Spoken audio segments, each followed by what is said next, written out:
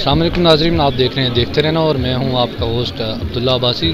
ابھی میں موجود ہوں سینیٹر مشتاق احمد خان صاحب کے ساتھ، اور آج جمعیت طلبہ اسلام کا 74واں یوم تاسیس ہے، تو اس کے حوالے سے ہم سب سے بات کریں گے اور کچھ جنرل ایشوز پہ بھی بات کریں گے۔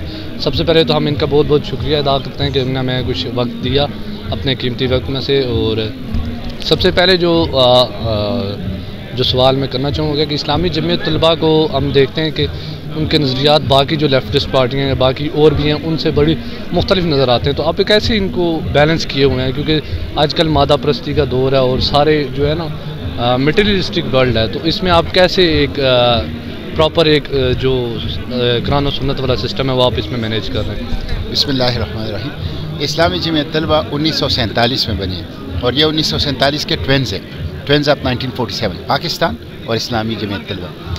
اور اسلامی جمعیت طلبہ پاکستان کے تعلیمی اداروں کے اندر پڑھنے والے نوجوانوں کو قرآن و سنت سے وابستہ کر کے، ان کی کردار سازی، شخصیت سازی کر کے، ان کو اسلام کی پاکستان کی خدمت کے لیے تیار کرتی ہے۔ اور اسلامی جمعیت طلبہ الحمدللہ ایک نعمت ہے، ایک گفٹ ہے یہ پاکستان کے نوجوانوں کے لیے، اور ایسڈ ہے امت مسلمہ کا، اور بڑی زبردست قسم کی ہم پہلو ہم گیر خدمات ہیں پاکستان کی تعمیر و ترقی میں اسلامی جمعیت طلبہ کا، اور اسلامی جمعیت طلبہ کے تنظیم سے تربیت پانے والے نوجوانوں کا۔ تو یہ جو پورا کام کرتی ہے، یہ قرآن و سنت کی تعلیمات اور قرآن و سنت کی تعلیمات پر مشتمل جو مولانا مودودی رحمۃ اللہ علیہ نے اسلام کا انقلابی لٹریچر تشکیل دیا ہے، یہ اس کا نتیجہ ہے کہ اسلامی جمعیت طلبہ پاکستان کی اور اسلام کی اتنی خدمت کر چکی ہے۔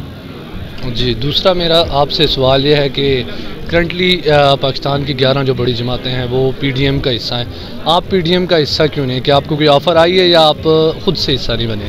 دیکھیں، ہم سمجھتے ہیں کہ پی ٹی آئی اور پی ڈی ایم ایک پارٹی ہے، یہ دو پارٹیاں نہیں ہیں، یہ ایک ہی پارٹی ہے، اور ان کی ماضی، ان کی منصوبہ بندی اور حکمت عملی اور ان کی لیڈرشپ یہ ایک ہے۔ آئی ایم ایف کی غلامی پر پی ڈی ایم، مسلم لیگ نون، مسلم لیگ کاپ، پیپلز پارٹی اور پی ٹی آئی کی پالیسی ایک ہے۔ اسی طرح کرپشن کے اوپر، احتساب کے ادارے کے یک طرفہ استعمال کے اوپر، پروٹوکول کلچر کے اوپر، سودی معیشت کے تحفظ کے اوپر، بھاری بھرکم ٹیکسوں کے اوپر، اور ان تمام ایشوز کے حوالے سے یہ ایک ہیں۔ اسی طرح ان کی لیڈرشپ ایک ہے۔ آپ دیکھ لیں کہ حفیظ شیخ پیپلز، یعنی جو وزراء ان کی کابینہ میں بیٹھے ہیں وہ وزراء پیپلز پارٹی کی کابینہ میں بھی تھے، مسلم لیگ کے کابینہ میں بھی تھے، اور کاف لیگ کی کابینہ میں بھی تھے، اس لیے ہم ان کو ایک سمجھتے ہیں اور ہم دونوں کے خلاف ہیں۔ یہ جو پی ڈی ایم کی دو جماعتیں ہیں، کاف لیگ جو مسلم لیگ نون اور پیپلز پارٹی، یہ دو خاندانوں کی جنگ لڑ رہے ہیں، جبکہ ہم اسلام کی، عوام کی، پارلیمنٹ کی، جمہوریت کی جنگ لڑنا چاہتے ہیں اور لڑ رہے ہیں۔ اس لیے ہم ان کے ساتھ نہیں جاتے، اور ہم قوم سے کہتے ہیں کہ یہ ایک ہی پارٹی ہے، مافیا کی پارٹی، اشرافیہ کے نام پر بدماشیہ کی پارٹی، اور ان کے عوام دشمن فیصلوں کی وجہ سے آج عوام تکلیف میں ہیں، اور پاکستان غریب ہے، تعلیم سے محروم ہے، پسماندہ ہیں اور غیروں کا غلام۔ اچھا، سراج الحق صاحب نے اپنے ایک اعلانات میں کہا تھا کہ جیسے پی ڈی ایم اسلام آباد کی طرف مارچ کریے تو وہ بھی اسلام آباد کی طرف مارچ کریں گے اور دھرنا دیں گے، تو اس حوالے سے کیا پیش رفت ہے؟ دیکھیں، ہم نے ایک فیز تو جلسوں کا مکمل کر لیا، جس میں خیبر پختونخوا میں، پنجاب میں جلسے ہوئے۔ اب دوسرا فیز جو ہے 25 دسمبر سے شروع ہو رہا ہے گجراوالا میں، 27 دسمبر کو لکی مروت میں ہے، اور یہ آگے چلے گا انشاءاللہ۔ اس فیز کو پورا ہونے کے بعد ہم ایک بڑا پروگرام پشاور میں کریں گے، اور پشاور کے بعد ہم اسلام آباد کی طرف تو ہمارے کارڈز پہ ہیں، لیکن ٹائم کیا ہو، وقت کیا ہو، اس کا تعین ہم مستقبل میں کریں گے انشاءاللہ۔ اور جیسے کہ تمام جماعتیں فیصلہ کر رہی ہیں کہ ہم استعفے دیں گے قومی اسمبلی سے، پروونشل اسمبلی سے، تو کیا جماعت اسلامی بھی ان استعفوں میں ان کا ساتھ دے گی، استعفے دے گی یا نہیں؟ کہ پی ڈی ایم نے یہ اعلان کیا ہے کہ ہم استعفے دیں گے، اور عوام کے سامنے یہ اعلان کیا ہے، ان کو اپنے اس بات سے واپس نہیں ہونا چاہیے، اپنے اس اعلان سے واپس نہیں ہونا چاہیے۔ یہ اگر واپس ہوں گے یہ عوام سے غداری ہوگی، یہ اگر واپس ہوں گے اس کا مطلب ہے انہوں نے اسٹیبلشمنٹ اور اس سلیکٹڈ جعلی اور مسلط شدہ حکومت کے ساتھ مکمکا کیا ہے، اس لیے ان کو استعفے ہر صورت میں دینا چاہیے، اپنے اس اعلان کے اوپر قائم رہنا چاہیے۔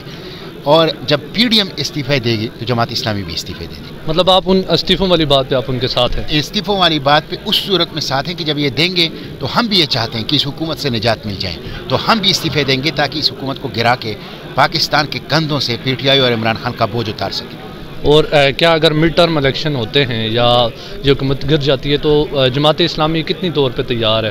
دیکھیں، ایک ایسا مڈ ٹرم الیکشن کہ جو ٹرانسپیرنٹ ہو، فیئر ہو اور امپارشل ہو، وہ وقت کی ضرورت ہے، اس لیے کہ پاکستان زبردست قسم کے اندرونی بیرونی بحرانوں سے اور تھریٹ سے دوچار ہے، اور اس میں ایک نیشنل کنسنسس اور ایک پولیٹیکل کنسنسس بہت ضروری ہے، اور یہ نیشنل اور پولیٹیکل کنسنسس موجودہ حکومت نہیں لا سکتی۔ یہ فریش الیکشن ہوں گے اور فیئر ہوں گے، فری ہوں گے اور ٹرانسپیرنٹ ہوں گے، تو اس صورت میں پولیٹیکل اور نیشنل کنسنسس کریٹ ہو سکتا ہے، تو ہم بالکل تیار ہیں اور اس میں بھرپور حصہ لیں گے انشاءاللہ۔ یہ تھے ہمارے ساتھ مشتاق احمد صاحب، انہوں نے کچھ باتیں ہم سے شیئر کی۔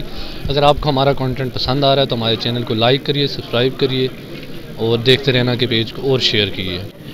دیکھتے رہنا۔ اللہ حافظ۔